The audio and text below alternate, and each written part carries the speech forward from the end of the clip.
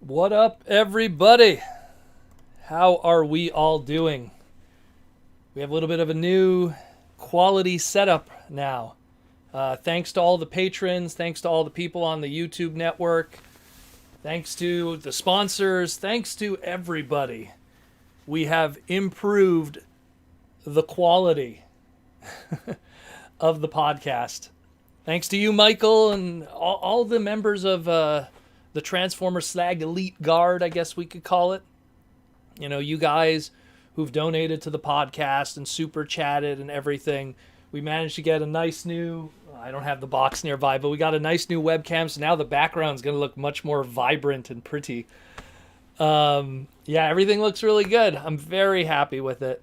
Hopefully I'll figure out all the little quirks and stuff. The next step now is we're going to be upgrading the rig of the system. We have perfect audio, we have perfect visuals, but now we need more power to the rig so we could have multiple people on the show and I could have the perfect audio quality and everything of that manner.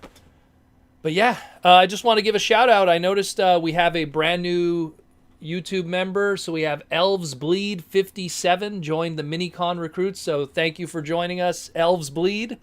That's really awesome. Again, guys, if you could join, if you could be part of the Patreon, anything that helps, the podcast. I didn't realize how expensive, back in the day, I used to have a garbage Logitech microphone and I used to record the podcast that way. And I just want stuff better. Canadian Tuxedo. Thank you. It's actually not, it's not completely a Canadian Tuxedo. It's just a regular shirt. By the way, pins from our sponsors, Hasbro and Symbiote Studios. They're t-shirts too. We'll talk about them later because we have a giveaway from them yet again from Symbiote Studios and Hasbro, so we'll talk about them in a moment. But man, do we have a busy week. It was a busy week. Man, did we have so much stuff that came out since the last time we had our stream on last Saturday, and it was nuts. First things first, where do I even begin? I have it all queued up here. This is, again, part of the beauty of the new system that we built up here, thanks to all you guys. So we had all the new Kingdom stuff shown to us, and it was just splattered on us. We were shown a bunch, and then we were shown more, and then Safety Korea showed some images, and then official images were shown by Hasbro because they're like, oh my god, Safety Korea leaked everything. So it got crazy, and man, we're just gonna go through it all slowly. Airazor, man, that was the one that I was the most curious of seeing, just because, look, Dinobot is awesome, but Airazor was one where I was like, she just had not gotten a good toy in a while. When I used to work with the Transformer Club, I worked with their very last year, and we got an Airazor out of that very last year, but it was, a pre-Earth, pre-Beast Wars Airazor that was, a jet. So, and even before that, the club had their, it was from, I think it was from Slug Slinger. They did a repaint, retool of it and turned it into a pre-Airazor or whatever. And she just never really got that good toy. Even her original toy was when it was conceived and when it was made by Kenner, and it was early Kenner before Hasbro really took the reins of Beast Wars. But that early Kenner Airazor, in a lot of ways, they didn't know what the gender was going to be. They didn't know how the design was going to be. So it was very neutral. It didn't have a mouth really. It had a mask. And because of the small price point, it was, it really was something else. It really, really was something else. And now this, look at it. Look at it. Look at the articulation on the Eagle Hawk mode. The head articulation, the wing articulation. There's probably articulation that we don't even know about from these photos that fans are going to discover when they get it in hand. Because of, the person who does the photography for this, sometimes they don't always know all the little bells and whistles. And granted, Airazor wasn't exactly the most, hardcore character of the series. And I think that's what probably lent to her not really getting a lot of good toys. I mean, she pretty much had her original toy, the repaint for the VHS video release. And then you had the Transmetal, the repaint of that, which was a Fox Kids release. And that was literally it from the Beast Wars bubble. You know, you could kind of count Tiger Hawk, but not really. You know, so she just really didn't have a good original season 1 debut toy. And now she has something. And it looks amazing. And I'm very happy to see it. A lot of people have been wondering. I'm gonna get a few sips in. A lot of people have been wondering. She has these little, like, I don't have it in the photos here, but she has these like 4 hole nubs in her back, and people are speculating that it's probably some kind of tooling for whatever she's going to be retooled into. Some people are saying, oh, this is where we're going to see where Pterosaur is going to come from, or this is where we're going to see some of the other, you know, molds or stuff like that. So that's still in the early stages of germination. We don't know yet, but I'm excited about Airazor. Very cool, deluxe class. She fits in perfect. Has that mainframe show model CG perfect head. Great stuff. Even the wings look like they tuck in even more. Like, I'm pretty sure there's much more to be seen here than just what these photos are showing us. I'm pretty sure the fans are going to get it in hand and really, really show what this figure is capable of. Next, we got the mini masterpiece himself. We got Dinobot. This one I'm happy about for different reasons, just because it really shows the evolution of retail toy engineering over the past 10 years. Last time we got this character in retail, if you don't count like the 10th anniversary Dinobot or something, was the Universe version, which was, and I'm pointing, he was not a great toy, but he was a product of his time. They were really trying to figure out what they could do with that deluxe price point to make a Dinobot toy. They did a repaint of it in the Henkei line, and it was what it was. And unfortunately, it was what it was, and it didn't work out. And man, this one is really good.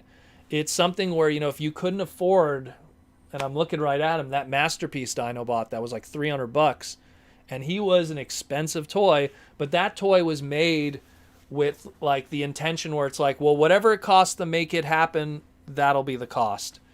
And it really makes me feel that with this one, they went, okay, what's the limit that we could do with the Voyager price point from engineering and budget? And they pulled it off. Yeah, some people have been kind of ragging on the Raptor mode and how it has like his legs on the front and everything. But I think that they were able to do as much as they could within that price point budget. I really do. And I think they did an incredible job. And I mean, the fact that they were still able to keep both his weapons, you know, some of the characters in Kingdom don't have their traditional weapons we're familiar with, but he has both of them. He has the rotor blade, you know, tail, and he has his sword. I'm on the fence still on what the actual final color of that sword is. It's purple in a lot of these images. In the back of the box, it looks silver. Some people are saying it might be chrome, and because it's chrome, the lighting from these photos make it look purple. I know that the Masterpiece kind of has like an in-between. It's kind of like not purple, but not chrome. It's kind of like a pink. So we're kind of like on the fence on what's happening with his sword. But otherwise, articulation looks great. He has the opening mouth. Has that Masterpiece. It's like they took the Masterpiece's head and just plucked it on this figure. And it looks amazing. It looks absolutely amazing. I love it. I don't know what more I could say about it. I'm just happy that people are going to be able to afford a decent Dinobot toy.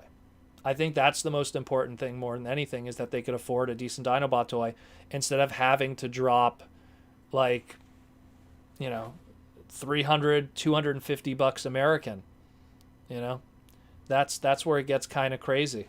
That's where it gets kind of crazy. And I Masterpieces, I feel have really evolved in the past couple of years, where they used to be like, you know, $100 items, and then during the Shogo Hosea years, like you kind of had, you know, the Autobot cars, and so some of those were 70, some of those were 80, but they were pretty affordable. And then like Masterpiece Dinobot came, the Megatron G1 2.0, everything was like 200, 250, 300. Beast Wars Megatron 250. Optimus 3.0 Convoy 250. Like they kept going up and up. Even Tigatron that came out recently, That's like a $200 to $250 masterpiece. It's grown to that point. But yeah, we'll definitely see what's going to be happening with all of that. It's pretty crazy. But yeah, guys. By the way, we'll get to the super chat questions in a moment. I know Michael mentioned here quickly. I'll just cover what Michael said here, that the War for Cybertron Kingdom Wave 2 poster has Dinobot as a Predacon. Yep, that's what we kind of have this. That's kind of the vibe that we're getting, is that in this continuity, Dinobot is indeed a Predacon. The little fight happened. Josh Perez, what's up? We're going to see what happens definitely with that. But I'm super hyped about this. This is great. MSRP, I think it's $21.99. Correct me if I'm wrong. But whatever the Voyager price point is going to be in your area, a lot cheaper than $300. Let me tell you, a lot cheaper than $300. What up, Larry? What up, Larry? Next on it, we got Ultra Magnus. Now, this one was the messy one, and that's why I posted these images here, because a lot of people had a lot of different opinions on this one, but I think it's also because of the fact that the guy who took the photography for Hasbro really just, if anyone who's messed with the Siege Ultra Magnus knows that these photos are messed up, knows that they made a lot of mistakes here. They didn't flip over the super mode crotch piece, the back of the butt of the smaller robot mode, they didn't fold that up, so it looks like this messy kibble. In some of the other photos, it just looks bad. It just looks really bad. But I'll tell you this, Siege Ultra Magnus was one of the best toys of the Siege toy line. One, really good toy, really good engineering. And I was excited about this one because it's pretty much that toy with a Generation 1 more spin on it. And I still like it, but I don't know. I think I need to see more. I think I need to junk in the trunk, as Elv said. Here's the Magnus booty.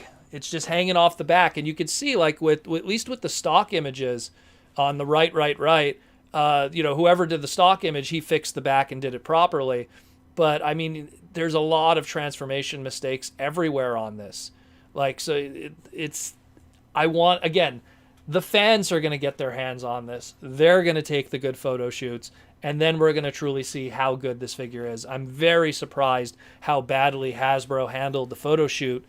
Not to mention the photo shoot from this volcanic scenes, the photo shoots from the stock images, which are the ones with the white backgrounds, and then the back of the box images look funky too. So I'm very surprised that they did this. The excuse that I've seen online is some people are pointing out how Ultra Magnus, the way he's packaged in the box, some people think that they just took him out of the box right away and just started snapping photos and didn't bother to fix it properly. We'll see. I really hope that it looks way better. I mean, even if you look at the vehicle mode, all the pieces for the inside of the vehicle mode trailer are missing. They didn't even put them in there, which I believe it would have been the arms and stuff that make the bottom of the trailer vehicle. It's a mess. Michael, what do you want, my brother? What's up, Michael? Protoman, as you hinted, Hasbro might have rushed the Kingdom PR images to deal with the South Korean leaks. Yeah, that's totally true, Michael. I honestly think that's probably 200% true. I think that the Safety Korea leaks, I think that what happened with those were accidentally put out, and then people just scrambled. They were just like, we have to take these photos and put them out there right away. No Hasbro Fan First Friday that was probably planned, or Transformer Tuesday, or Hasbro Pulse, or whatever. What up, Aaron Archer? Aaron Archer in the house. It's just, I don't know. I don't know what happened. But again, I'm still excited about it. But at the same time, they could have handled that better. They really could have handled that better. Then let's get on to our price point. Next price point. Let's talk about the core class.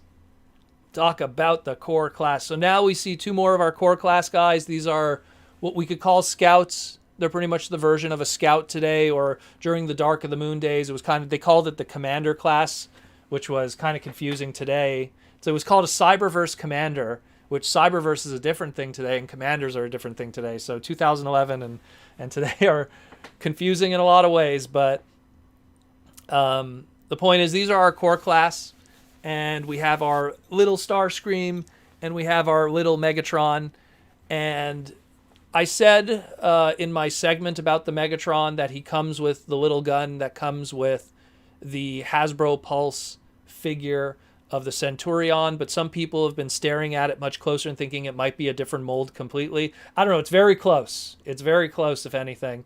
But really cool stuff. I wish I had you on, Aaron, because I'd love to talk about, turning Megatron into a gun regardless of the price point and the size, because, man, oh man, like, it still looks really good. It still looks really good. I love the Starscream, too. I love pocket Transformers.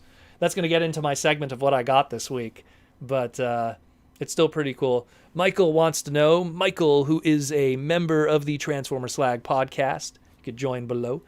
Michael wants to know, Protoman, as you pointed out in your podcast, I love what Hasbro is doing with the core class Megatron accessories. Yeah, that's, again, what's cool about that is at least it gives an accessory that if people weren't able to get that version from Hasbro Pulse, which, I mean, even if you got it when it came out, it was like $30-something, but the secondary market now for it is crazy. It's like $50, $60, $70. You could buy this core class, MSRP $9.99, $10, and you get that little accessory, and it's a 3mm peg, so that's going to fit in everyone's hands. So that little Megatron, even if you're not a big fan of the figure, just the accessory alone is fun to have for all your other characters. So, man, good stuff. Good stuff. What's Aaron talking to? Here, Aaron Archer says, the gun thing is really tough. Rightfully, there are states that have strong gun toy laws about replicas in color and size, and that just prevents Megatron from being anything cool as a gun in shape. I remember also, I forget who I was talking to, Aaron. I talked to someone at BotCon 2011. I want to say it was Jared, who isn't with isn't with the Transformer brand anymore. I don't even know if he's with Hasbro anymore.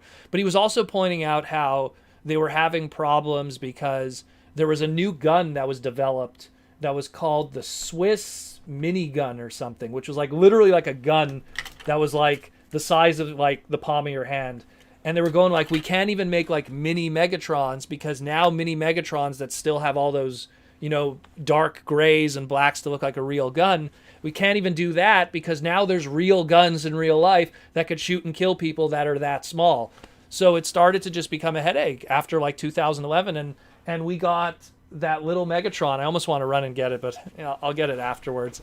But, that was like the last time we got a Megatron was that little tiny one, that little one from Reveal the Shield, which had the little orange tip, and that was it. That was it, and that was all she wrote for Megatron toys that turned into guns.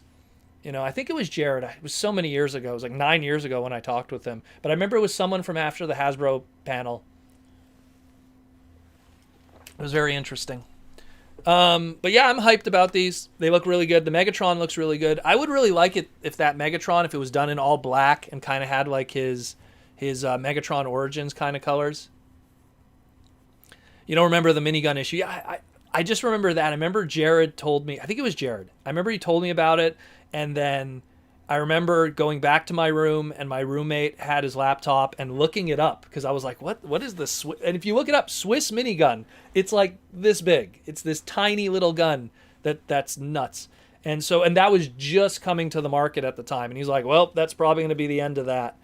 So it's kind of a shame, but Tank Megatron is what it is. I think that's also probably the primary reason why the little gun that even comes with the Tank Megatron isn't painted up like the Centurion version is, where they actually gave the golds, not the golds, the silvers and everything. But I still think it looks cool. And we got Starscream. We know these two right here are going to be, these guys are going to be repainted and remolded a million times over. So if you're liking your little pocket-sized Seekers, get ready, because I'm pretty sure there's going to be more of these. Hasbro knows what they're doing. The second you do a Seeker Jet, you got some built-in product for at least a good year or so. At least for a good year or so. But so I'm pretty excited about those. Those are pretty cool. I love pocket-sized Transformers. Next one that's really hype. Next one that's really, really hype that I was excited about. Just a guy who was long overdue to get a toy. Let's talk about Huffer. Huffer. Oh, man. Huffer. Deluxe Huffer. This is some good stuff. This is some good stuff. I almost feel like they gave us too much for a deluxe price point. They didn't have to give us that little scoop weapon, pickup truck bed on the back, but they did. Probably there was extra budget, and there's like, we got to give him an accessory or something. He looks great. no joke, this is like what a masterpiece would have been. If they would have done like a masterpiece Huffer, no joke, it would have looked like this. The paint is spot on. The look is spot on. It's so accurate to how he looked, like the Fluoro Deary design from the 84 cartoon. The fact that it hooks up with the Leader Class Optimus Prime's trailer as a nod to Heavy Metal War, and when Optimus got all busted up and he couldn't even pull his own trailer, so Huffer did it for him. Like, just amazing. And again, his little shield scraper weapon that also can be attached. I sadly didn't put the image there, but could be attached on his back, and it kind of gives him like a little extra flatbed that could hold accessories and stuff. Hey, little extra something something. That's amazing. He is going to be the value purchase. Like, he's going to be the one where when you buy him, you're paying for more than what the price point normally, expects of you. And that's pretty cool. I dig that a lot. Again, Huffer just, I'm looking at like throughout the years, Huffer just didn't get good toys. He had his original toy, and then every other Huffer toy was a repaint. It was always like, hey, let's take Armor Hide and make him orange, and now he's Huffer. Let's take the Optimus Prime from the Thrilling 32 pack and repaint it and make it Huffer. Let's take a Power Core Combiner and then make it Huffer. And it was not good at all. So the Aaron Archer says, Huffer being able to pull the trailer is awesome. Darn right it is. It is amazing. I cannot believe they used the name Huffer hilariously. You know what? The funny thing is, Aaron, I think they got back that trademark. I want to say they did it with the Creo. Like, the Creo was when they got back that trademark, and then they just kept it ever since. Then they threw it on a Power of the Primes repaint, and then they threw it. The Bakon one obviously had it, but I don't think it was even trademarked when they... I think the Huffer toy came out with Bakon, but because it was a 2-pack and it was with Springer, I don't think they trademarked it. They used to do that sometimes with Bakon. They wouldn't have the trademark on some of their exclusives. And then, of course, the Power Core Combiner. But, I mean, awesome stuff. Awesome stuff. Very excited about that. Huffer was long overdue. Let's have the rest of the mini-bots. I want to see a Brawn like this in the deluxe scale, and then Brawn into Outback. Outback's my boy. I love Outback. He was one of the first mini-bots I ever owned. He would be awesome to have. Everyone just to go with Cliff Jumper and Bumblebee and the whole crew. I think they're all going to get done. I really do. I think they're all going to get done sooner or later.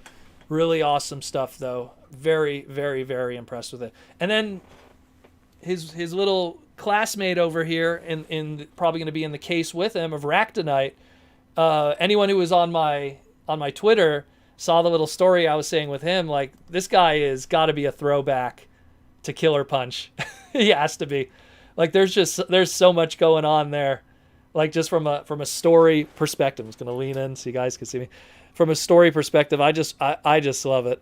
I just love it. These fossilizers, it's something where we don't appreciate it now. It's something that we're going to appreciate way more when we get them in hand. When we get them in hand and this stuff like is messed with fans, and then fans start doing customs and everything and really like mixing them up and putting stuff together, we're going to really appreciate these fossilizers way more. It's some awesome stuff. Really good. And again, the fact that it looks like Killer Punch. I feel like it's because Killer Punch, he has his regular... Oh God, I'm all backwards here. He has his regular mode, and then he has his dead mode from Beast Wars Neo Killer Punch, and then from his dead mode, I guess he became Ractonite, and that's the end of that story. But yeah, this is just great. This is great. I love it. Killer Punch was a funny mold, and his I think it's called Tyrannodron or whatever. Like, that mold has been repainted and sold through multiple different sources in the Western market, through Universe 2.0 and Age of Extinction and stuff. So if you want to get that mold, it's out there. The American version. You don't have to buy the Killer Punch version. Is going to run you like $100 or something, but you could get the other ones fairly cheap. Really hype about that. Just love that. And then my boy Inferno. Inferno's pretty cool. He was a childhood favorite of mine. Cool fire truck. I loved him because of G2. I love that he had the water squirt gimmick with the G2 one. So that was pretty hype. Pretty awesome. I like how much they retooled it. Retooled the back of the the whole, like, what would have been the crane piece. They retooled all of that. They made it compressible. It has articulation on it. It has all kinds of little accessories. He has extra accessories, which are the hoses that go on the side that are extra pieces that weren't with the grapple version, rightfully so, because of what grapple is as a mold. I mean, there's just so much going on there. So much good stuff. And again, all the little extra accessories and weapons that he came with. I mean, if you have the Masterpiece Inferno, then this one, you know, unless you're like looking for something else, this one really doesn't fit your needs. But at the same time, like, if you didn't get Masterpiece Inferno, this is great. You know, this is pretty much mini Masterpiece Inferno, in my opinion. And I have Masterpiece Inferno, but I look at this one and I go, it's pretty much, they took the Masterpiece engineering, added some of those 3mm peg gimmicks that exist within the line as a play pattern, and there you go. You got the Inferno right there. I like what you wrote there, Michael. I hope the third party create a water squirting function. I would love that. I would love that. You know, it's funny. There was a third party company that did a Inferno, and then they did a TFCon exclusive that was the G2 one, and it came with a water squirting gimmick. So I really hope that some third party company probably just throws one together. Maybe with a little, you know, talk to repro labels. Maybe a little G2 insignia sheet. Put some G2 Autobot logos. Slap it on, and you got your G2 Inferno. And I am going to be so hyped about that, because I loved G2 Inferno back in the day as a kid.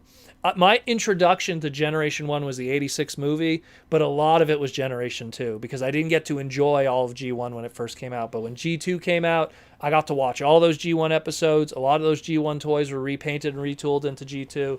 So Inferno was a big part of that, and really loved that character. When Beast Wars came out and Cheetor had a water squirting gimmick, I was like, oh, Cheetor's my man. Gotta love Cheetor. I'm a sucker for water squirting gimmicks. There's something sexual in that, but I don't know. Anyways, let's move on to the next one. So, this we found out today. This is Cyberverse Wave 2 Deluxes. This is a surprise, because this is something that, and I talked about it in my segment today, and it's amazing how, like, Hasbro really, from like a hype perspective, has not stood behind the Cyberverse line. It's very interesting. Like, everything we're finding out about Cyberverse toys seems to be like stuff popping up in retail. Like, literally, like we found out about all of these like box sets and everything. We found out about all this stuff not from, you know, a Hasbro panel or some kind of photography or what that. Everything was found by fans in retail.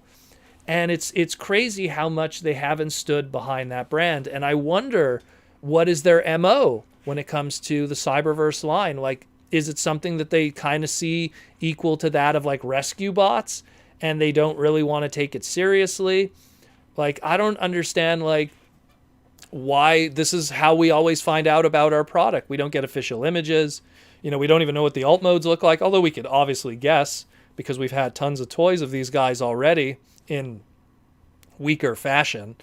But, you know, at the end of the day, I mean, look, I'm excited about these. More deluxe, you know, Cyberverse toys, the better. I mean, we desperately needed better versions of these characters. I've said this since the beginning. Cyberverse was like as if the entire movie line, like if the 2007 movie came out and we all loved that movie, but all the toys were fast action battlers.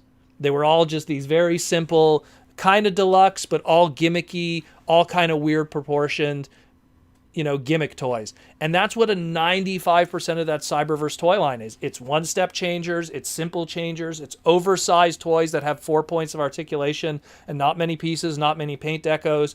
It's not leader classes, not deluxe classes that really, you know, I'll put it over here, that don't really do the job. This is the warrior class, you know, Windblade. It's a shame. So it's really nice to finally get something that's more of a collector kind of item. It has all the little accessories and blast effects and stuff that we all dig for our photography. and displays. So I'm just happy that we're getting more of these. And you know, because there's a Starscream there. Repaint City. And you know, because we have a Datsun over there. Well, the Datsun brothers, as I call them. Repaint City. And Soundwave, well, it's not like in Cyberverse. He didn't have a million colors either. So very interesting. Good choice of 3. I think Windblade should have been part of it too. But, I mean, because she really hasn't had that great a toy. So she also needs a good one. But at the same time, it's good to see this. I hope there's more. I hope there's more. We have 2... We essentially have confirmed we have 2 Cyberverse made-for-TV movies that are going to be coming at some point. So hopefully, that might lead to more product. Hopefully. There's no guarantee there. And another thing that's also at least kind of known from seeing this, because of the way that they do the cross-sell. Here, I'll just show with RCs here. Normally with the cross-sell, they show in this corner the Build-A-Figure. And they'll show the Build-A-Figure on the back here with the RC packaging. As you can see with these ones, everything's backwards. As you see on the side here with, say, Prowl, instead they show the gimmick. They show the, the cyber shots or the, Bumblebee blast or whatever. So because they're kind of omitting that, and because it's only 3 figures, chances are there's going to be no Build-A-Figure this time around, which is a shame. Because I like the idea of a Build-A-Figure because it encourages people to buy all of them, and that's good for retailers. The Build-A-Figure thing for Hasbro goes all the way back to Marvel Legends, where Marvel Legends, when they were originally Toy Biz, retailers were complaining because 5 or 6 figures would be in a case of a wave, and 2 or 3 would get purchased, and the rest would just clog the shelves forever, like a Sea of Beasts or a Sea of Storms or something. I remember back in the day for me. And retailers are like, we always have those 1 or 2 dead products we can't get rid of. And then they started the Build-A-Figure, where it created this incentive to buy the entire wave. And that helped retailers make money because they were able to move everything. Michael says, Cyberverse Repugnus would be cool. I would love that too. Repugnus's actual toy in Cyberverse is a big hollow mess, so it'd be really cool to get a deluxe one.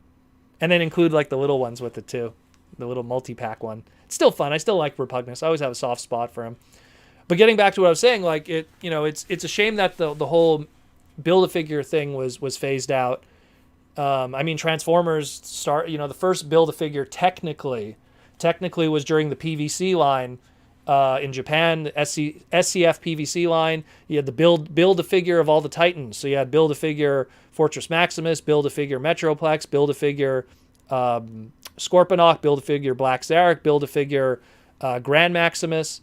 So you had all of those. And then when that line was ported over here as Heroes of Cybertron, they kept the Build-A-Figure gimmick for Metroplex and Fortress Maximus. So that kind of existed in that. But that was like a low-key kind of non-transforming toy line. So at least it's kind of cool that,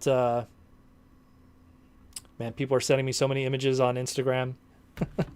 The thing is, then we got Transmutate with the Transformers 10th anniversary line. You can barely see her over there. This is like the Beast Wars 10th line.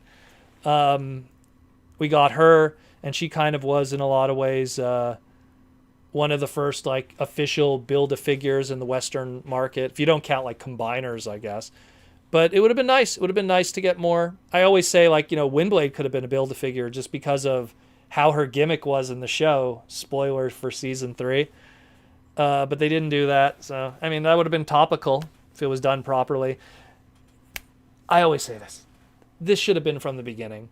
I think the whole Cyberverse toy line should have been deluxes from the beginning. I think they wasted so much plastic and shelf space and time doing you look at Prowl, who's here. Prowl had 8 different toys. And one was a 1-step, one was an oversized, ultra class with 4 points of articulation. I understand that there's different markets and different age groups that are buying this stuff. But at the same time, you already have the 1-step. That's already the cheap, more child-friendly product. Why did you waste your time on the ultra class larger one that's kind of the same thing as the 1-step? You might as well make that deluxe one, and you would have sold more units, in my opinion. especially. I like to feel that I have a bit of a pulse on what is the open market, whether it be casual Transformer fans, moms and pops buying for their kids who are not Transformer fans, and the hardcore fan. And I just feel that there was a lot of bad financial mistakes and choices that were done for Cyberverse. And that might be why Hasbro didn't get behind it so hard, because the money wasn't coming from that. The money was coming from Siege and Earthrise during the lifespan of this Cyberverse line. But I think I've talked enough about it. I mean, it is what it is, unfortunately. Let's get into some other rumor news, and it's that of the Transformers War for Cybertron Kingdom Netflix toys that they're talking about. So there was some Walmart listings that were found in their archive. This comes courtesy of JT Prime 17. He's the one who scoured the app and found these listings. And this stuff is always like, it happens. It's never just rumors, and it never happens. Even what we just discussed before, the Cyberverse Wave 2 stuff, we knew that stuff back in July just from Walmart listings from JT Prime 17. So we have here by the way, the images on the bottom are just some speculation of color schemes. But we have here what's supposed to be a War for Cybertron Netflix Battlefield Voyager class Optimus Primal, and a War for Cybertron Netflix Battlefield Voyager Seeker jets. Chances are the Optimus Primal, we already have its original color scheme from the show, so we might get a burning convoy. We might get, as I call it, Rasta Primal here. Me and Jaws D would call that the Rasta Primal.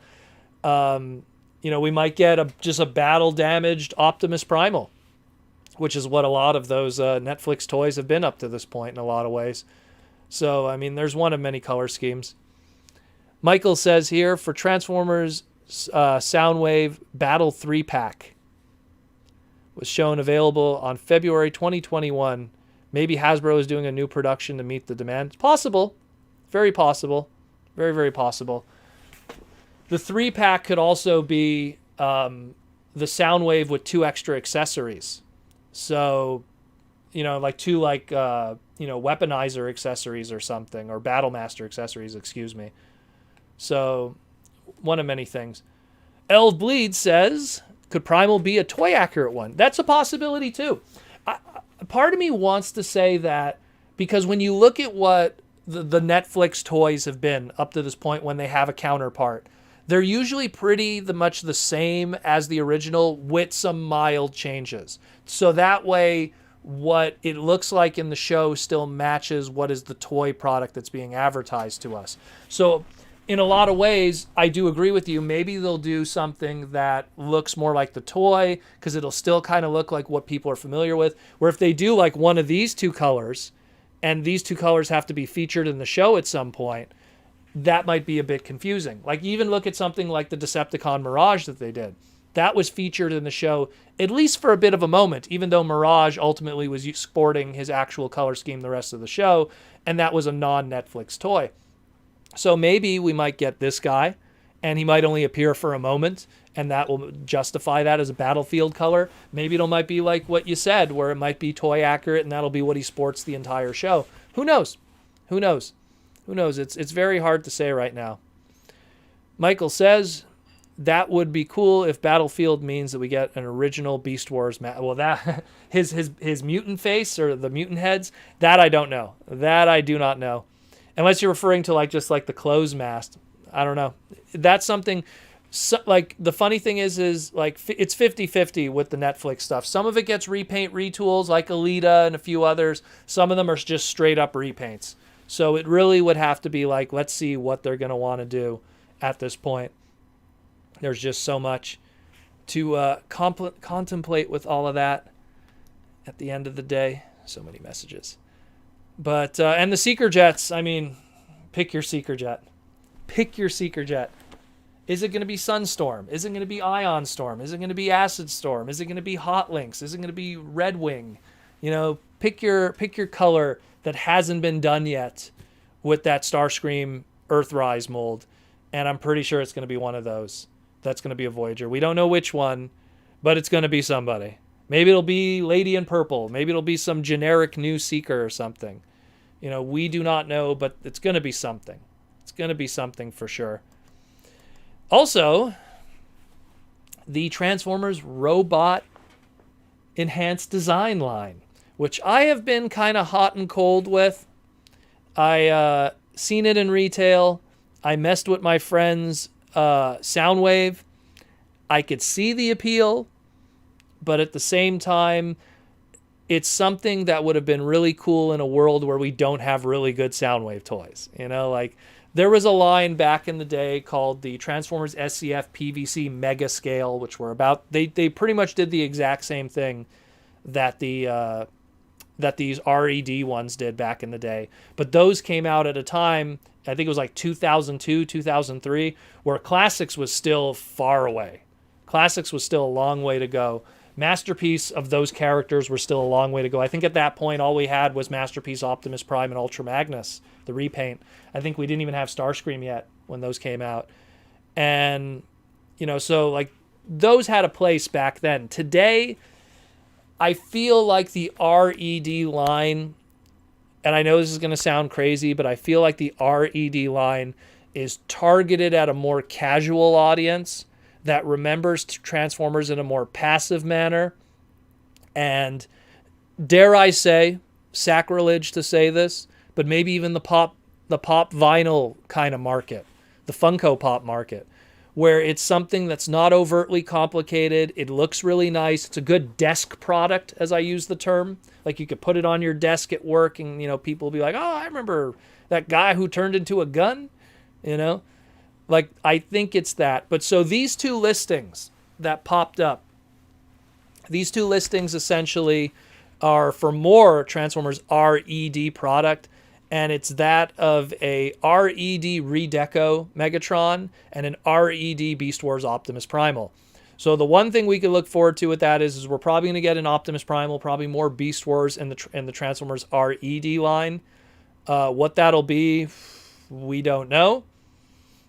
You know, I'm assuming if you look at how Cheetor was handled in that line, and it's more of like a stylized kind of Cheetor, you know, I imagine it's going to be something like that too. We're going to probably get an Optimus Primal, but it's going to be a very stylized Optimus Primal. Maybe kind of like what the Farai model kits are. If anyone saw those, the Farai model kits. What did you write there, Perez? I remember Optical Pride. But yeah, sometimes we get thrown off by things people write. But it's either way, like that's for sure. The Megatron, I posted an image here of like a beat up, you know, 1986 movie Megatron. Chances are that's probably what it's going to be. You know, it's going to be a Wave 4 kind of thing because this is going to be part of Wave 4. Megatron was in Wave 1, so already 3 waves away from it. You could re-release Megatron again, give him some battle damage, maybe give him the little gun that he shot, you know, Optimus Prime with in the 86 movie. And you could release the product again. People will buy it a second time for their displays. I just put the safety Megatron just because if they want to give a really weird color scheme. Or Megaplex. Megaplex with the blue ones. But yeah, I'm probably, when the Transformers Prime RC one from this line comes out, I'll probably pick that up. Maybe Cheetor. I want to see it in person. The Soundwave was nice too in person when I messed with it, but I'm not going to pay, you know, an MSRP of 20 USD for, there's so many Transformers that are 20 USD that actually transform and have way more parts and are way more nice looking and are way more fun to have on display in your collection and have, you know, they're nice. Don't get me wrong, but my money needs to go elsewhere, in my opinion. It really does. Next, we have, let me close this. We have the Retro Headmasters, the second wave of these that are going to be coming out. Now, the Retro Headmasters, we already had Brainstorm, we already had Chrome Dome, and we already had Hardhead. Joseph Ryder, yo, thank you very much, Joseph, for the super chat, supporting the podcast. Hi, Proto Funko Pops are garbage. I prefer my Transformers as plush. Pre-ordered, pre-ordered Huffer. He looks great. Huffer looks amazing. And speaking of Transformer plush, might as well bring it up. I'm going to talk more about these guys later today, but Symbiote Studios does some good stuff. We're going to do a giveaway later today. Apparently our guy who won the giveaway last time didn't pick up his stuff, so his loss is your gain. Check out Symbiote Studios. It's all I'm all like their pins and everything. We'll cover them all later. But thank you, Joseph, for the donation. And Huffer is awesome. I'm so excited about the Huffer. But getting back to what I was saying, so now, these were supposed to be take the old Titans Return toys, use the tooling from the Legends versions, which are more show accurate tooling, give it a different paint scheme, and then put it in a G1 inspired box. And like to just give an example, the 3 on the bottom are the 3 that we're going to be getting in Wave 2. So we're going to be getting Skull Cruncher, which is fascinating because Hasbro lost that trademark. It's actually called Skull Smasher right now. So I don't know if they got back Skull Cruncher. We're going to be getting Weird Wolf, and we're going to be getting Highbrow. Now, if you could see on the top, the difference between the two, the one on the left for you is the original Titans Return toy. The one on the right is the Legends version, which has the new resculpted head. To give you an idea here, I'm just going to show you the differences here. So this is all 3 versions that are available. On the left is the on the left for each version, the Chrome Dome Robot mode, the Chrome Dome Vehicle mode, and the Chrome Dome Headmaster. Those 3 are on the left are the Titans Returns version. The one all the way on the right is the Takara Legends version. Has a lot of paint, is a lot more show accurate, has the new sculpted head. The one in the middle is the Hasbro, new one to come out, G1 Retro Headmasters.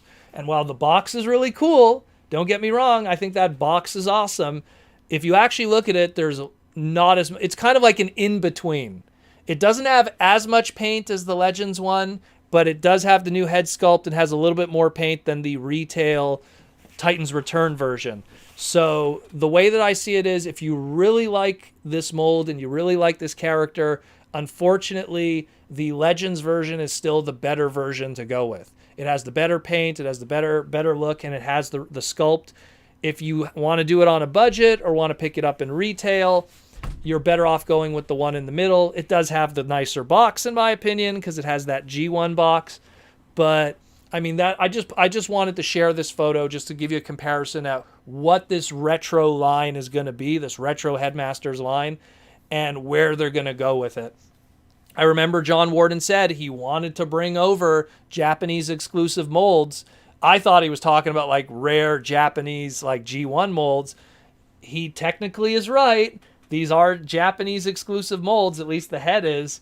But at the end of the day, it's not really that much different than what the current product is. You get a little more paint, and unfortunately, the MSRP is higher than normal deluxe MSRP. So it's going to be weird, that one. I'm very curious how the sales numbers are going to be for this one, because it really is going to, it's really going to like affect the future of the retro kind of stuff and the G1 kind of stuff if these don't sell well. If it really doesn't sell well, I don't know. Like, we already have a Wave 2 planned, so if Wave 1 doesn't sell well, Wave 2 will probably just get forced out there for retail, and that might be the end of it. So we'll see what happens with that. Next, and this is another interesting one, the return of Creo. So Hasbro has been keeping that trademark for a while now. They've been keeping that trademark alive. Every 4 years, they put out some kind of Creo product. So last year, it was like, oh, Creo's up for trademark refresh. They released a new Creo 4-pack. It was a Universal Studios gift shop exclusive. It had a little unique figure of, I believe it was one of the drones from the park. You know, it was what it was. They do that to keep Creo alive, to keep their relationship with Oxford, which is a Korean building block company and toy company, alive. They keep that afloat. Recently, through Diamond Distributing and different distributor resources, there's this, what we have down here, pre-order for retail stores. It's labeled as Wave 1 of the Battle Chargers. Obviously, Battle Chargers is also a trademark for what Runabout and Runamuck is. These guys have come out before. This isn't new product here. That's the thing that people need to understand here. All of this stuff was wave 3 of the battle chargers back in 2016, 2017. So this isn't new product. But I think it's a way to put Creo product back in stores just to keep that trademark going. And that's what we have here. You know, we got Shockwave, we got Grimlock, we got Megatron, we got Ironhide. I have some of those. I have the Shockwave and I have the Grimlock. They're kind of cool, but they're kind of a hot. It's like it's not a minifig, but it's not a transforming robot. It's kind of in between. You know, they were just having fun with it. The battle chargers almost kind of serve the purpose of what everything in Creo served the purpose for, which was to just keep trademarks. You know, when these things came out in late 2016, early 2017, we didn't have Runabout. We didn't have Run Amok. They get that battle charger trademark. Now we could have those 2 Earthrise toys all these years later. You know, but it's just, it's weird. It's weird, but it is what it is. It is what it is. So what we're going to do, guys, today, we're going to do a giveaway once again. So what I do essentially is I'll just ask a question and you guys could flood, I don't know which side the chat is going to be on. You guys could flood the chat essentially with your answer. My mod will pick one guy at random. And essentially what will happen is you have to contact me. Like, to win this contest, you have to be over 18. You got to have a registered Twitter account, registered email, and registered mailing address, no P.O. box. And we're going to give you a gift certificate for Symbiote Studios. And you have a choice of all kinds of cool stuff, whether it be plush, whether it be pins. I have their pins. I have their pin sets. I love their pins. Even the plushes, if you notice the plushes, they each come with matching pins too. You have the t-shirts. I'm wearing the Snake Eyes one today, but there's obviously Transformer ones too. I love the Snake Eyes one just because it has timber on it. So, you know, there's a lot of cool stuff. It'll be a nice gift certificate. You can pick yourself up something nice and maybe even get some more, you know. So the question we are going to ask today is, of the 3 deluxe Cyberverse toys that were released for Wave 2, which one was the Autobot? There's 2 Decepticons and 1 Autobot. Who was the Autobot that was part of it? So flood the chat with that answer. We'll pick a winner. And then, again, the person who wins, please have Twitter. Please have Twitter. Because last week's winner didn't have Twitter, wasn't over 18, didn't have all of those things. So get some free stuff courtesy of Symbiote Studios and Hasbro. And we'll hook you guys up with some cool stuff. So I'm just going to let you guys while you guys flood the chat, I'm just going to take a sip. And I'm not brought to you by Naya. Ooh, look at all of that. I always love it when there's the one person who has a different answer. And I always make these questions easy, but then once in a while you get someone that has a different answer. The reason... See, there you go. Pepsi Man. He does look like Pepsi, actually, Proto Silver. You're right. The blue and the... I don't know. It looks kind of weird. Oh, man. Now I'm not going to be able to not picture that. But... you have to have Twitter, guys, by the way. It's just because that's the best way to secure the person's identity and everything and not someone, you know, impersonate you. That's just the name of the game, unfortunately, guys. You know, some people are like, but I'm not 18. Well, it's like, well, we can't give away something to someone who's underage, you know? So, I'm going to see if my mod picked a winner yet. Do we have a winner, Mr. Mod? Oh, we do have a winner. Alrighty. We will announce the winner in 5 minutes. But yeah, so next what I want to get into. I'll take down. Again, thank you, Symbiote Studios, with their awesome stuff. I love their pins. Listen to that. Metal pins. Metal enamel pins. I love these. That's some high quality stuff. I love the Optimus. You guys got to do a hot rod. Do a hot rod. So let's talk about what I got this week. we could rant about it. So last week I picked up the Cyberverse Cheetor, essentially. And I picked it up because it was on sale, because I didn't want to pay full price for this, you know. And I think it was 50% off, so I paid, I want to say $14.99 instead of $30. I want to say, and this is American numbers. I'm trying to think what it was in Canadian, just to make it easier for America. But I think he was originally, his MSRP was $39.99. I got it for 50% off. And yeah, so on his own, not that great a toy. The reason why I got it was because I like Cheetor, but also this is the only version of Cheetor. Cheetor is such a big player in the Cyberverse Season 3, and yet this is like the only figure of him, unfortunately. So he comes with this like aircraft carrier, and I was kind of like, at first I was kind of like, oh, this is kind of dumb, right? But you know what? When I put it on him, and you know, like I'm a big fan of like Gundam and stuff, and I was just kind of going like, wow, that's kind of like a Gundam armor kind of thing that could be carried behind him. But then what I didn't realize, like, you know, like when you flip it over, it kind of like auto transforms, like it just completely auto transforms. I think it's kind of cool. I'm kind of like a mark for auto transform gimmicks when they're done right. And I don't know, this mode kind of warmed me up to it. I don't know why. It has limited articulation, doesn't really move that much. It's kind of, you know, it's a finicky play kind of thing, but I don't know. It's kind of funny, and I just like because you can kind of just like wrap it back. And also, again, this is what happens when you're bored. You know, you could kind of like even make like a base mode. Kind of like that could, like, you know, it's kind of like a base mode. It kind of reminds me of a Fire Convoy or Robots in Disguise Optimus Prime 2001. You can kind of make like a little base mode, little something like that. I don't know. I think it's something. It's one of those kind of figures. If you could get it cheap, it's a fun little figure. But otherwise, like, don't pay full price. There's a reason why this figure came out. I want to say like 6-7 months ago, maybe even more than that. Came out a while back, eh? And you know, it's just, I couldn't be bothered. I really couldn't be bothered at that full price. But it doesn't make a difference because at the end of the day, it's still pretty awesome though. Still pretty awesome. 50% off. I could do that. And these I picked up. They finally popped up in my area. And it's the MicroMasters, the new ones. So these ones are pretty freaking cool. I love MicroMasters. I grew up on MicroMasters. They were some of my first Transformer toys. Oh, Stephen Joyce, it was your birthday. Happy birthday, brother. It was your birthday yesterday. Damn. It's too bad your birthday not today. Everyone wish him happy birthday.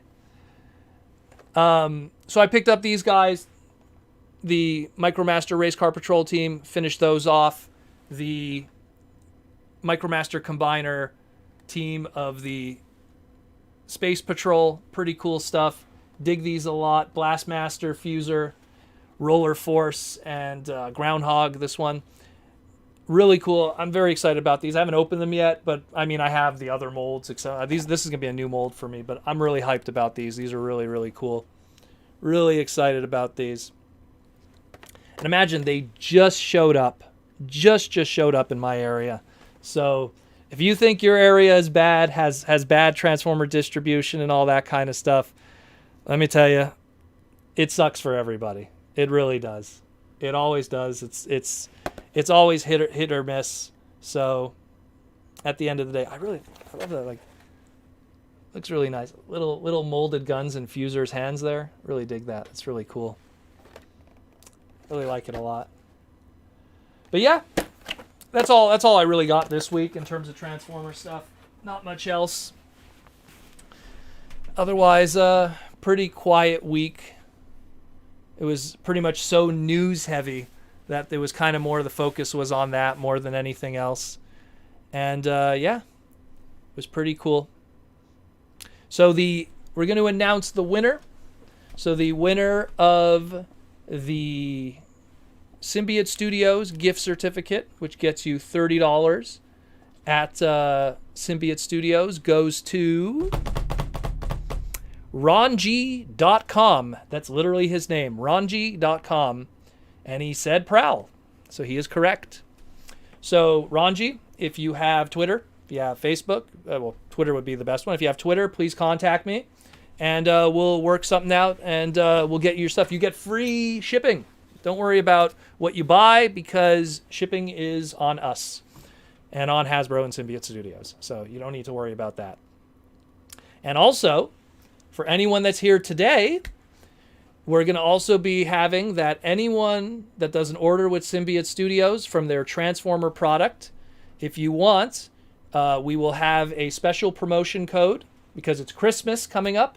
So if you use promo code PROTOMAS, PROTOMAS, it's Protoman and Christmas. PROTOMAS, PROTOMAS. You get $10 off your first order. So you can get yourself something nice over here.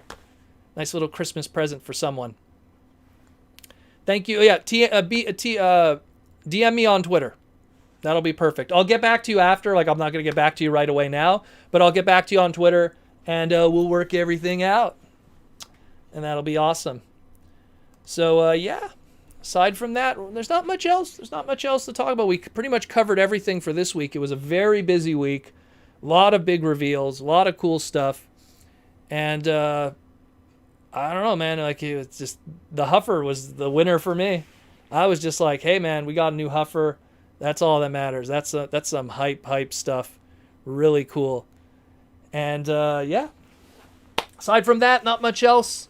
You know, like we were just kind of like spending the week otherwise, just like, you know, I got the new webcam. I had to set everything up, all the settings and everything, make sure it worked with the microphone, get that, all that kind of stuff. The webcam is really nice though. Look how vibrant it makes everything now.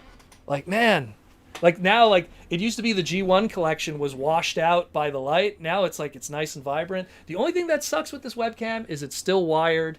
So like I can't really do too much moving around, unfortunately. But look at that. Look how nice that is. Jeez, look how impressive that looks. Just the colors. The colors, man. The colors. It's awesome. Awesome stuff. And now because now it's more of a 180p. Excuse me, 1080p. I know what I'm talking about. 1080p. So now, like, you get a lot of stuff in shot, unfortunately. You can see lower half of me and the upper half. Nice quality. But otherwise, yeah. Orlando. Yeah, you could see my collection, Orlando. It's, well, you know what would be cool? See, oh, man. I want to show, like, the other side, too. Is there a way to turn this? Let me see if I can turn this. So then you got the other side. You got that in the way, though, the lights. But, like, look at all that. Look how nice it looks. It's gorgeous. Gorgeous. Now I'm messing with the webcam settings. Anyways, I'm just happy. What I want to do, actually, I was thinking also, when I have the spare change, I was thinking of maybe getting maybe a second one. In Canada, we have something on the 26th called Boxing Day. Slowly, you guys are going to start adopting it too, because they're going to want to make another excuse for another day where they could sell you stuff. On Boxing Day, if they do another sale on another camera, what I'd love to do is I'd love to have like multiple cameras where we could have different angles and stuff, and it could be like, you know, all the cool stuff in the collection and everything. I want to have that, and it's an idea that my friend Ego Raptor had because he has multiple cameras with his streams, and I'm like, ooh, that's such a good idea. Oh, that'd be so cool to have. That'd be so cool to have that. But otherwise, it's pretty cool. And again, it's thanks to you guys. The guys who super chat, the guys who are part of the Patreon, you are the guys that paid for this. And let me tell you, webcams are not cheap right now. What happened is there's something called the Zoom boom, which was when the big V hit and everyone had to rely on Zoom and everything. All of a sudden, webcams just started selling out everywhere. People were scalping them. It became so impossible to get a webcam, and finally we were able to afford one. And it's thanks to you guys, and it's good stuff. Look how good it looks. It's so nice. It's so vibrant. And it's pretty much only going to be used for this, so it's pretty cool. Ninjatron says, I have multiple cameras on my stream. One for me and one for my drawing. Well, I imagine like a lot of the artists, that's what they probably do. They probably, if they don't do it digitally, then they're a lot easier. Wait, which webcam is that? Bro, let me get the box. One moment. You know what? I'll get that Megatron too I was talking about before.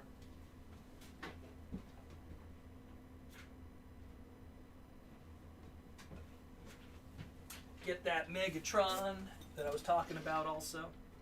Pull it out of the shelves. Yeah. Alrighty. So it's C922 Pro HD Stream webcam. And you know what's cool about this? And mind you, I'm not using it because I have my own tripod, but it even comes with a... Oh, here we go. Comes with a little tripod too, so... I mean, I think it's pretty... And this is like a metal tripod. It's not some like cheapy tripod that they throw in. This was... I think it came to, after taxes and everything, it came to about $200. Now, granted, that's 200 Canadian. And right now, everything's getting scalped on Amazon and everything, so... But... I wanted to go good. You know, I didn't want to just get something cheapy. I mean, I just wanted to show you guys, like, this was my webcam back in the day. This thing is no joke. This thing is 19 years old. This is a Logitech QuickCam. It is dirty as... This was my webcam that I had for 19 years. And it was garbage. Retired. It's retired now. It's off the computer.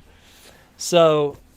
It's thanks to you guys, everyone that donated, everyone that super chatted, everyone that's part of the Patreon. You guys made the podcast HD, and it's thanks to you. Now, second thing. Oh, we got some stuff here. Hasbro is so freaked out about the U.S. laws of toy. Well, that's what we're going to talk about next. So, I have here, this was the very last time we had a retail Megatron toy that turned into a gun. So this was the 2011 Reveal the Shield Megatron. It was the Legend scale, and I'm just going to transform it right now, basing it completely off of... I have no idea how to transform it. It's been so long since I've messed with this thing, but I'm going to try. Anyways, I'm going to try to figure it out off camera. I'm trying to remember how this thing transformed. I think it was like this, like that. You would think a Legend scale would be not hard to transform, but little do you know. Anyways, man, I really should have probably looked up online first how to transform this. But yeah, it's just, it's something that this figure came out right at the time when that gun was being made, and it made it extremely difficult to then be able to make anything else afterwards like that. And that's what made stuff so difficult. Okay, I think I got it. There we go. There we go. I'm figuring it out. Who would have thought a Legends toy would be so friggin' difficult? But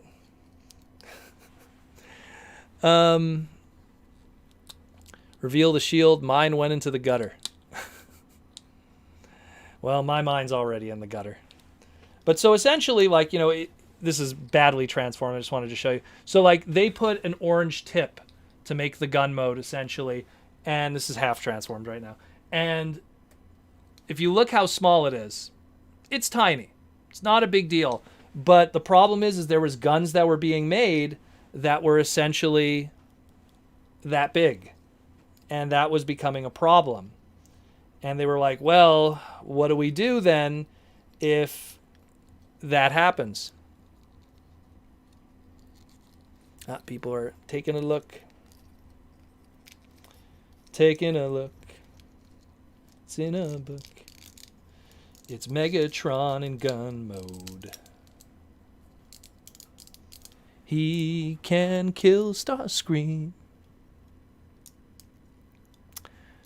But yeah, point is that, you know, this was something that was going to be one of those like one and dones, pretty much. They were going to do it once, and then they were never going to do it again. And, yeah. So here we go. Got more or less the gun mode together. There we go. So they managed to pull that off. You know what I mean? They managed to pull off a Megatron that turns into what is kind of a Walter P-38. That took way long to transform a legend scale, by the way. But that's basing it like this is I haven't transformed this mold probably in 9 years. So this was going completely off of muscle memory. But looks a lot nicer from this side. But they were able to pull that off back then. Look how small that is. Now granted, I have big hands. I'm a big dude, 6'1", so big basketball player hands. But the point is that, you know, this is about as good as it was going to get. And afterwards, they just couldn't do that anymore. They just couldn't. Yep, like Michael said, the orange tip with the gun laws, that's been around for a while. It's been around since like the late 80s. They started that kind of gun law and stuff. I know that I have another example of a toy like that somewhere.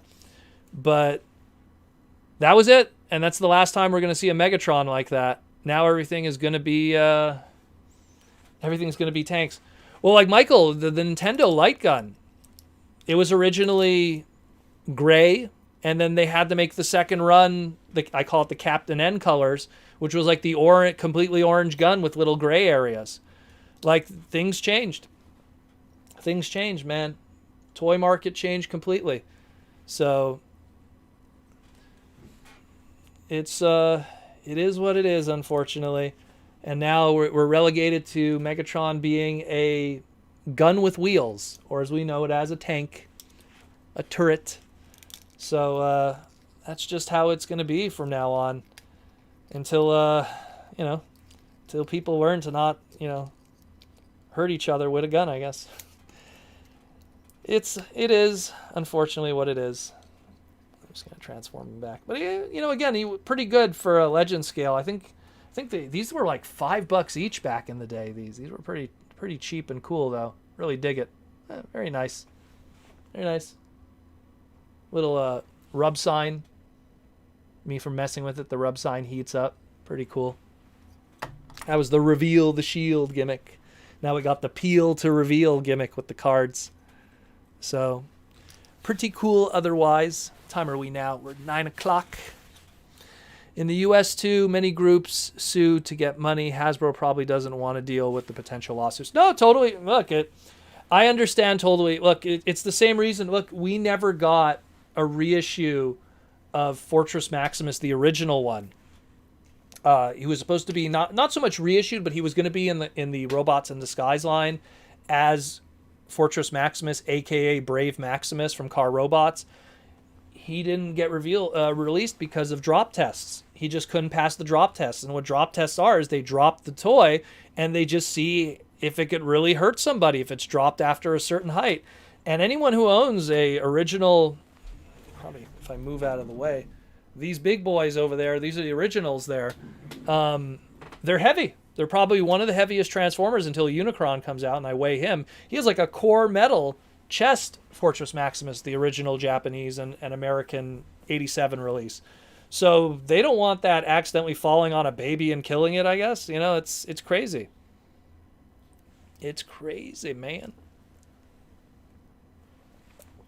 But yeah, that's it more or less. Should we do some super chat questions? What do you think? Should we jump into some questions? From Super Chat, I'll have to scroll up a little bit. I saw one or two. Also, all of my members and Patreon people, you could ask away anything you want to discuss. Any cool stuff. Mashup ideas. Oh my goodness. There's so many. I posted that on my Twitter. The Ninja Turtles transforming robot that never came out, that was going to come out in 1989. They were going to take the party wagon and they were going to actually have it be transformable, and it had Metalhead's head on it, and Don was piloting it. If you go on my Twitter, you'll see it. It was only found in early catalogs and stuff. So it's pretty crazy. It's pretty crazy what we were going to get. Pretty crazy. Any theory on Netflix Kingdom? Well, I'll have theories when we see Earthrise, which is coming up. Earthrise, we're going to be getting Earthrise during the holiday season, so we'll have plenty to discuss then. Michael wants to know, Michael Koo, who's my awesome Patreon/member. Protoman, are you the one you're one of the lucky ones who are getting early preview Netflix Earthrise? Unfortunately not. I didn't get a early preview screening code or something. Also, I think even if I did, I don't think I'd be able to get it because I'm Canadian, and Netflix Canada is not as good as Netflix USA. Like, whenever you see guys commercials for VPNs, like whenever you see like people are like, oh hey, get this VPN. VPNs are very popular with Canadians because it makes us be able to change our IP address to an American address for our internet, and then we can watch Netflix USA, because Netflix USA is way better than Netflix Canada. So if they probably would send me a code, it probably would only work on Netflix USA. So I'm still going to be able to see it the same time you guys do. Day one, I'm going to watch it, and I'll do a review like I did before. But it's going to be the same time as all of you. We're all going to see it, during that holiday season. It's going to be an after Christmas but before New Year's present, essentially, of watching 6 episodes of Earthrise. I just hope it's good. That's all I hope for. I really do. And then we'll have speculation on what's going to be done with Kingdom, because when you look at Earthrise's TV series, it's pretty much the same molds and characters from Siege. So Kingdom is a really big shakeup. There's a lot of new molds, a lot of new designs, a lot of new stuff there, where that can't really bleed over from what we've seen previously with Siege and Earthrise. So I'm really curious how they're going to be able to make that transition and mix it up. But yeah, we'll see what happens. Where are we at here? Proto, what do you think about Galvatron being in Kingdom instead of Studio Series? Well, I think that the toy that we're going to get in Kingdom is going to be not 100% Generation 1 Galvatron. And by not being 100% Generation 1 Galvatron, you have that wiggle room. Because Studio Series is all about show accuracy. It's all about screen accuracy.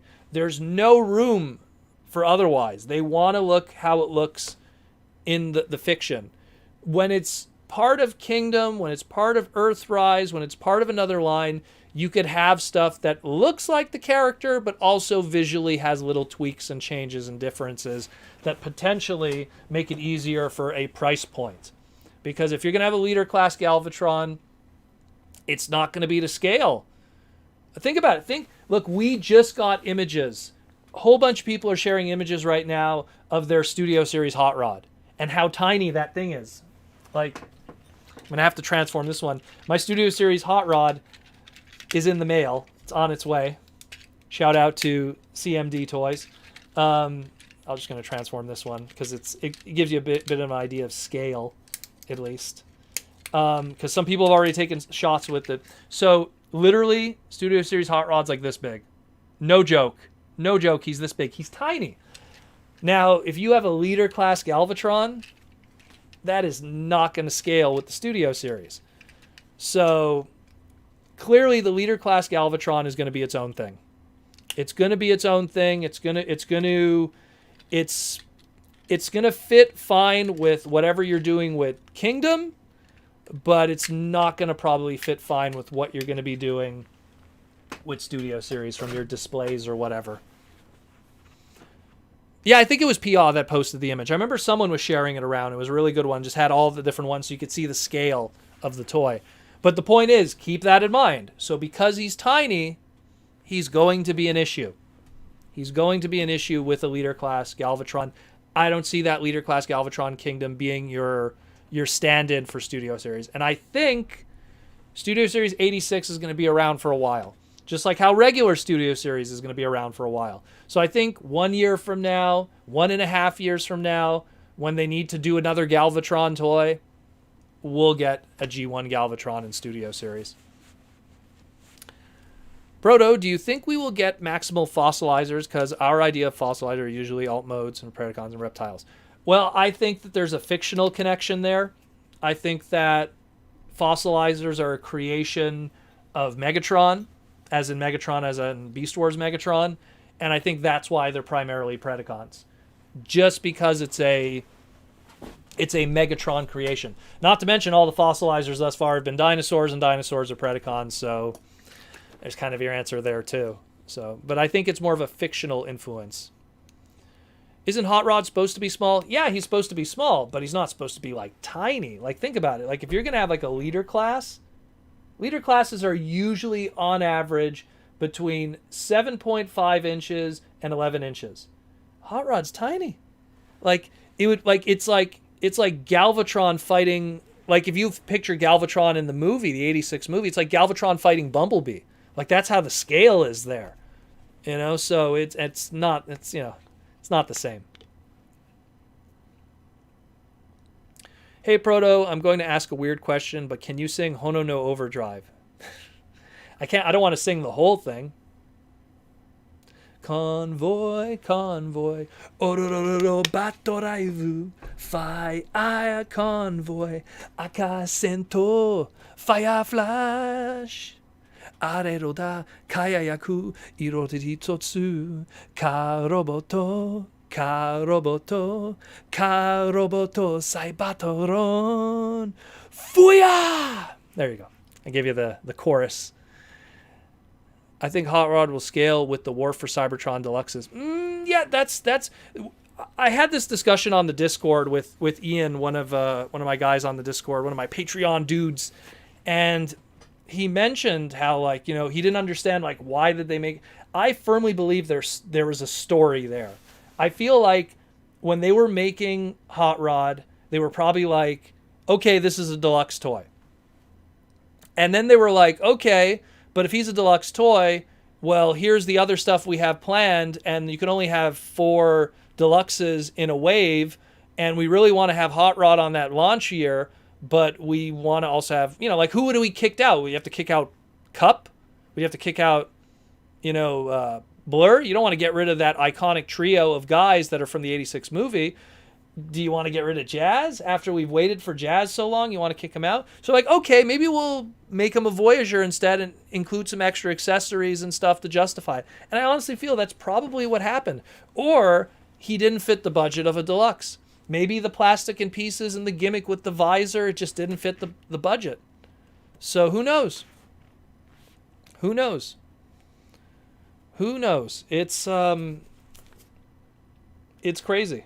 So, like, it's something that they did an interview with the designer, but they talked more about, like, I translated the I don't know if I posted it on Twitter, the translation. I know I posted images of the interview as well as the sketch images. I don't know if I posted the translation on Twitter. I think I only posted it on the Discord, but they translated the interview, and in the translation, they just pretty much talk about how, you know, they learned from Shogo Hasui and all of his kind of engineering when he did the masterpieces and stuff. And so they learned from that and compressing stuff and everything. And then MP28, which was the other Hot Rod, and how they did a box chest instead of a slide chest. So they learned from that kind of stuff. But they didn't really talk about the price point thing, because keep in mind, Japanese engineers, they're not too concerned with price points in the Japanese market. It's a little bit different. So I'm pretty sure there's something more going on there. I'm pretty sure.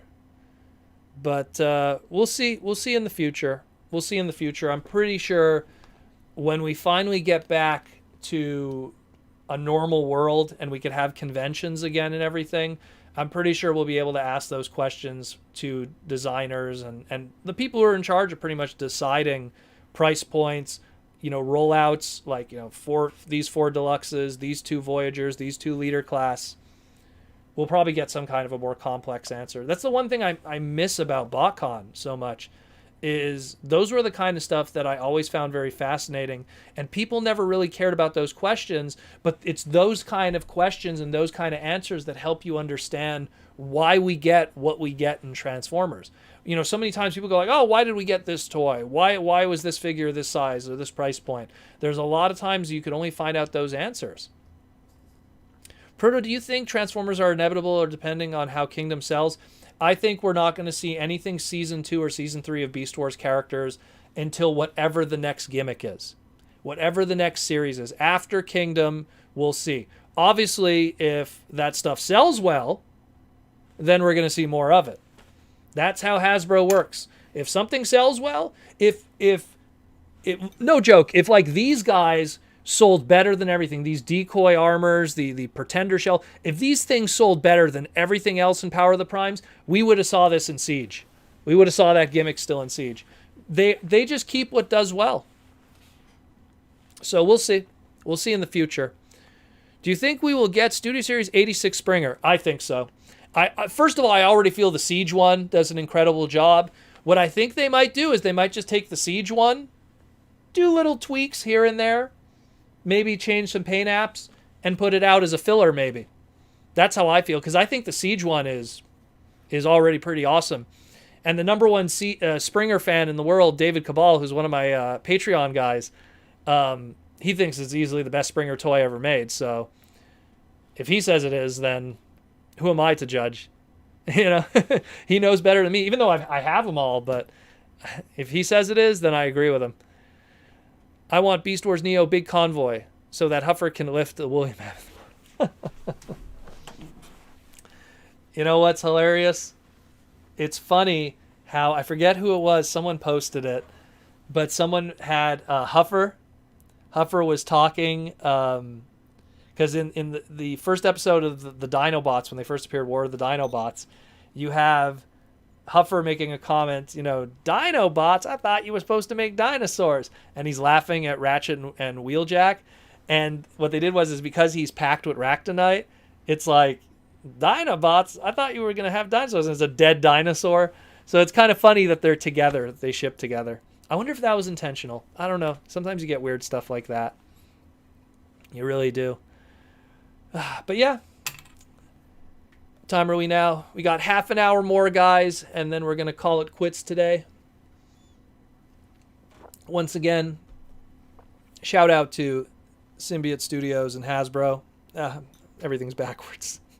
Symbiote Studios and Hasbro for hooking us up with all the clothing for the show and sponsoring everything and giving stuff away to the listeners and the fans. I can't stress enough how grateful I am for you guys who tune in every time for segments.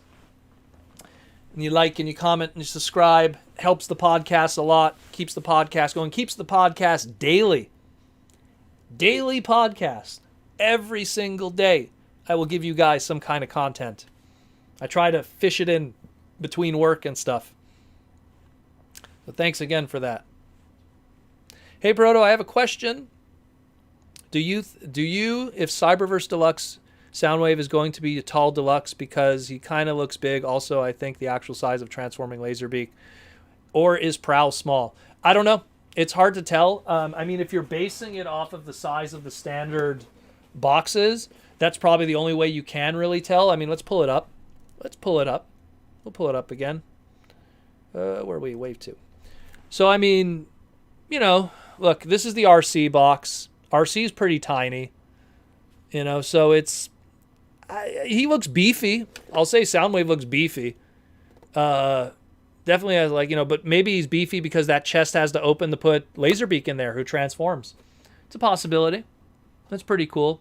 Soundwave's going to be awesome, though. He's going to be the must-get of the three because Starscream got a lot of really good toys already. Prowl had a ton of toys, so it's not very unique. Soundwave, he had toys that were all over the place. They weren't really show accurate. So it should be interesting. Should be interesting. Oops, opened the wrong one. So it should be interesting. We shall see, man. We shall see. David Cabal asked a question? No. But yeah, we'll see what happens. We'll definitely see what happens. Hey, Proto, what is your theory on the next generation's toy line after Kingdom? I don't know. In all honesty, I do not know. I mean, I've said this before. If they do if the Beast Wars stuff is super successful, blockbuster success, sells insanely well, they can't keep it on the shelves, every wave is getting scalped, then they'll keep doing Beast Wars. We will see Transmetals, we will see, maybe even Beast Machines homages, Fusors. they'll keep going in that direction because they'll know, okay, that market likes what we're doing. If it fails and doesn't do well, or if it does mediocre sales, they might move on to the next thing. Maybe Armada, maybe Energon, maybe Cybertron, maybe Animated. Who knows? But they'll move on to whatever the next thing is that makes sense. Hasbro always follows the money. It's a business. They're going to follow the money. It doesn't matter if it makes sense, if it's enjoyable, if it's good for the fans. They're going to do what protects their trademarks, and they're going to do what makes money. Those are the two most important things. Hi, Proto. What do you think of an animated series in the style and tone of Transformers Prime with the cast of the 86 film, with Hot Rod as the protagonist, of course? Well, the problem with Transformers Prime was it was very expensive. Transformers Prime had a lot of production problems, had a lot of voice acting production problems. It was very expensive to manufacture. And considering that we live in a world today where shows that sell toys are not as important as they used to be, now shows are made on the cheap.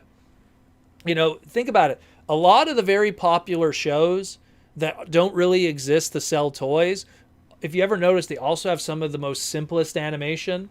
Think of something like Loud House and all that, you know, very Flash 2D kind of art style. They try to keep things, Gravity Falls is another one. They try to keep it very simple. You know, for sure, okay, you look at something like, let's say, Rick and Morty. Also very simple kind of art style and everything, but they became blockbuster success and all the merchandising that came afterwards, and you go to the Hot Topic and you could get a Pickle Rick figure. But shows like that usually aren't intended to sell merchandise, so they keep it simple. Transformers Prime, extremely expensive show.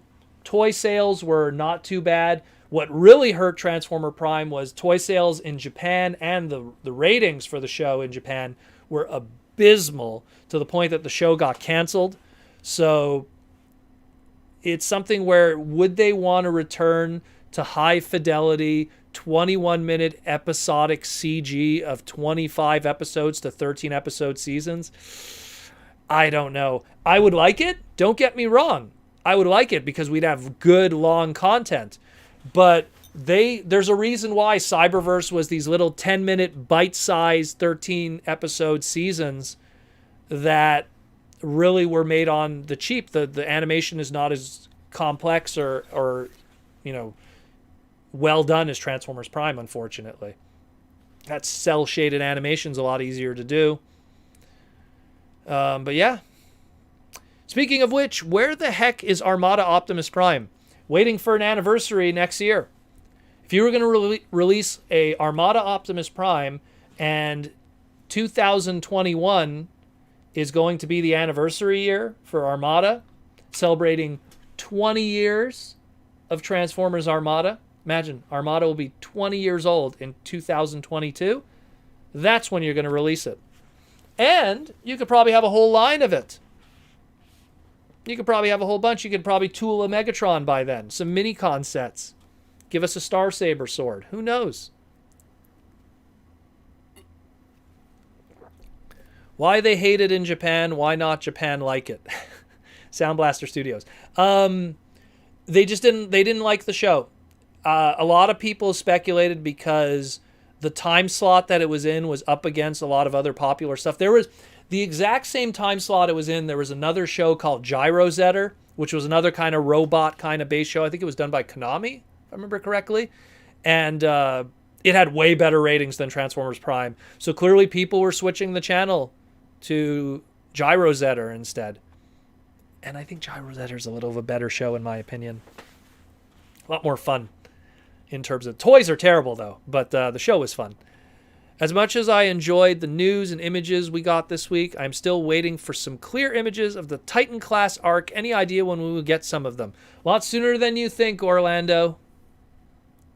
A lot sooner than you think. Let's just say Hasbro's waiting for a nice little stream to do, and we're going to see everything of the arc soon enough. Unless Safety Korea screws the pooch again. Maybe we'll see it sooner. So hope the Koreans mess up with a giant playset.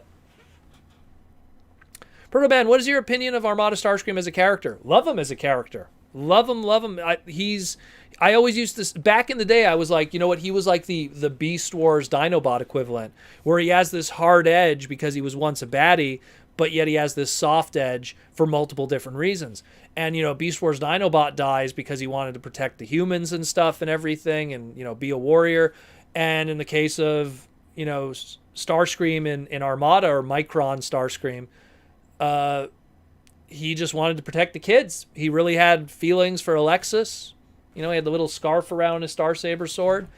And that's the thing that's so terrible about Superlink, a.k.a. Energon, is all of that character development and writing was just thrown out the window. I legitimately thought, like, there's the Starscream and everything. I legitimately thought that older Alexis, like adult Alexis in Energon, aka Superlink, was going to see Ghost Starscream and that would snap him out of it. Like, that's an easy, like you could have wrote it. Anyone could have wrote it. Like, simple idea for a plot idea. Didn't happen. Love that character. Love that version of that character. His death was pretty cool. Like, they did a really good, like, the way they did his death was very emotional on how he died in Armada. Again, spoiler for people who haven't seen a 20-year-old series at this point. But really good. Really, really good. I really liked them a lot. Michael, you know that Safety Korea will get the leak. Yeah, you know what? I'm pretty sure after what's happened this week, I'm pretty sure Hasbro and Takara are contacting Safety Korea and going like, look, guys, you're killing us. You're killing us. And they don't mean to do it on purpose. They really don't.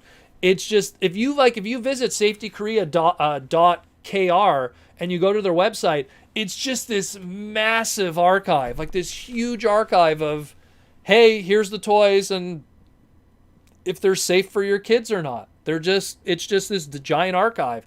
Like, there's dolls on there, there's everything. So it's not like they're doing it on purpose to, like, you know, get the scoop and get traffic to their website for clicks and money and stuff. They're just doing what they're supposed to do to just protect kids and give mothers informed answers. And, you know, unfortunately, it's making Hasbro pull their hair out in the process. Also remember how Alexis and them were in Cybertron's last episode. Yeah, well, that was actually added in. Cybertron, aka Galaxy Force, technically was not supposed to be in continuity with everything else, and that all got changed afterwards. And that was added in at the last second. It was the screens didn't even make sense. They gave Kicker Hotshot in the background. It was supposed to be Ironhide or whatever they called him, and they called him Roadbuster in the Japanese dub. Hey Protoman, what Transformers are we referring to when you say the Legendary 7? It's funny, people are asking me this question like crazy because I brought it up in a segment recently. So, the Legendary 7 is a Hasbro internal term that refers to the most well-known pop culture Transformers across all levels of fandom. And what we mean by that is top-tier fans, guys like me, some of you guys who know it all. And then lower-tier fans, people who haven't seen Transformers in 20 years, 30 years, you know, maybe played with the toys when they were a kid in the 80s. All levels. So what are the 7 characters that every level of fan knows and are easy money, and you could put it in a line and it's guaranteed money? And that's what the Legendary 7 are. Optimus Prime, which is the truck guy, the leader, the red truck with the bellowing voice. Bumblebee, the yellow Volkswagen small dude. Again, and when I say like these weird names after it, it's what a casual fan who hasn't been part of the brand for multiple decades would remember. The yellow small Volkswagen dude, like Herbie the Love Bug. Yeah, I remember him. Grimlock, the dino guy who spoke kind of funny and say, me Grimlock. Like, he doesn't even remember. There was a dino guy, right? You know? Megatron, the guy who turned into the gun, who had the voice that was very screechy. And he was the leader. Starscream, the red jet with the screechy voice who was the traitor. Soundwave, oh, the guy with the radio voice, and he had the dog that jumped out of his chest. And they always say dog, because it's a joke, because it's supposed to be a panther, but whatever. And lastly, Devastator, the yellow combiner. Because as far as they're concerned, there was only one combiner in Transformers, and it was Devastator. Those 7 are the most marketable. And they're literally, if you would have a Transformer line, you would feature those 7 characters, and they would always make money. And of those 7, usually those 6 pop up every single time in every single line. The only one that doesn't pop up everywhere is Devastator because of his difficulty of release, because combiners and the size and everything. But the other 6, they're everywhere. Everywhere. You will always see those 6 characters everywhere. If they're making keychains, those 6 and possibly Devastator will be there. If they're going to be making little PVCs or little vinyl figures or posters or t-shirts or whatever, you're going to see those characters. They're the most important characters to Hasbro, not just to us, but to people who barely know the brand. They'll at least remember the guy who turns into the gun. They'll at least remember the Volkswagen Beetle who's yellow. They'll at least remember that red jet who is a dick. You know? That's what that represents. That's what that represents. And they use that all the time as a guidance for everything because it's guaranteed money. You make, like, look, to give an example, the Transformers RED line, which we were just literally talking about. What do? They target what is best sellers at a casual audience. And that's what they're doing. So what was the first wave? Guys from the Legendary 7. Optimus Prime, Soundwave, Megatron. We're going to get a Bumblebee. We're going to get a Starscream. We're going to get probably a Grimlock at some point. And then maybe a Build-A-Figure Devastator. They're all going to be there. There's a Funko Pop Transformer G1 line coming. Bumblebee, Optimus Prime, and Megatron are already there. I guarantee we're going to get Grimlock, Devastator, and Devastator is going to be one of those giant Funkos. Watch. Mark my words. Remember this now. Giant size Funko Devastator. They're going to do it. You're going to go to like the Funko Pop section in Walmart and you're going to see giant Funko Devastator one day. Did I say Vader? But yeah, you'll see. They always go by that crew and it always makes them money. Proto, do you own Warbatron, the third-party Bruticus? Jaws D does, actually. He does own it. It looks good. I don't have it personally. I'm very selective with my third-party stuff. I have third-party, but I'm just very selective of what I buy. The Jetfire is going to be so tough to get. Michael, the Funko Pop, that's going to be a tough one.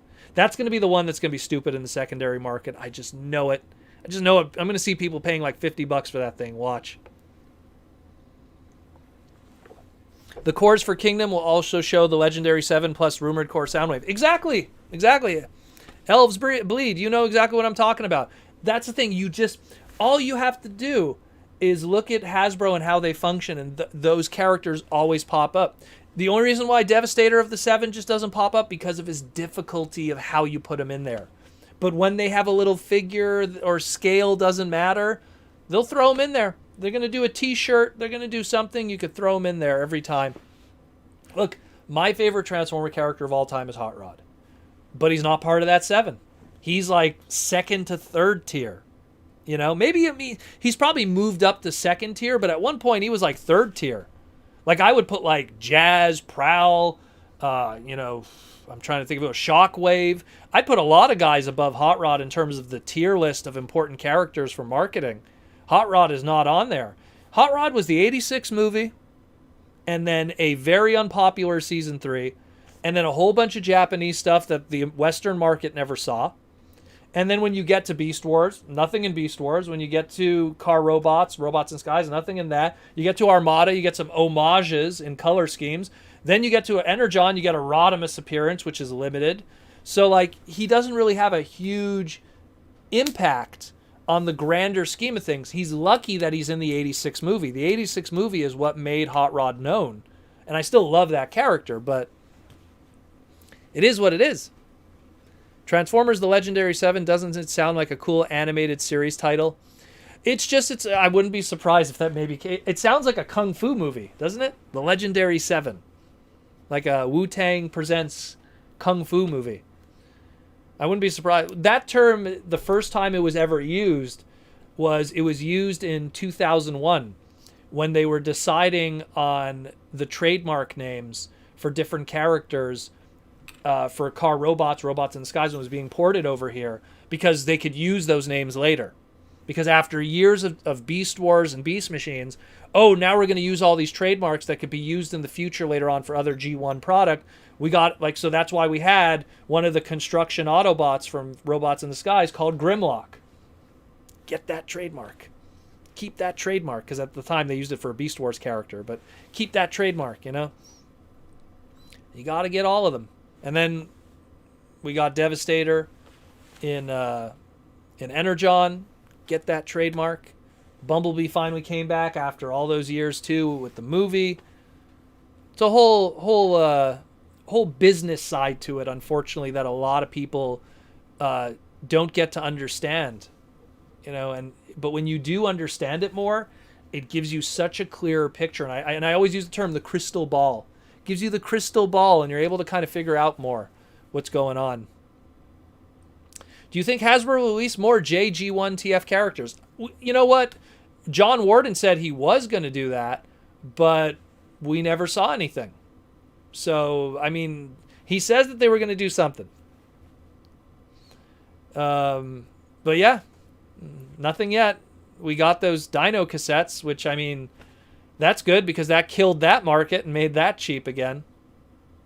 Hey, Proto, is Wheeljack going to get an RED figure? Nah, you know what? I think that what they're doing now with Transformers RED is they're focusing on the top tier characters of different brands of Transformers. So it's like they're going to do the Legendary 7 of G1. They're going to do the most popular characters of Beast Wars, so Optimus Primal. You're going to see Cheetor. Maybe you might even get a Rat Trap, Beast Wars Megatron. Maybe even, I don't know, you might see Pterosaur. Who knows?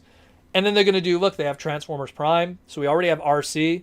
Probably going to get a Bumblebee at some point. Transformers Prime Bumblebee. Maybe Transformers Prime Optimus Prime. You know they're going to put an Optimus Prime and a Megatron in every single wave anyways.